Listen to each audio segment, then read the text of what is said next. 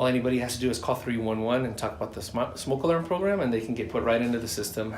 The call taker takes their information, it goes and gets ported directly to my office, and one of my installers will call them back and set up a time that's convenient for them to go out and do the install. And so we have a really quick turnaround. Got a 10-year lithium-ion battery, which means the battery in here will last for the life of the alarm, which is 10 years. So you don't have to switch out 9 volts or AA batteries on it every 6 months to a year.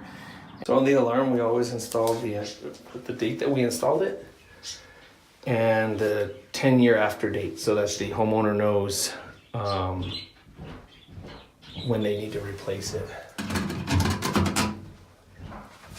We live within the city limits, and you can get a smoke alarm installed in your home. You can install up to 3 smoke alarms in your home. So the door hanger is got all the information that they need.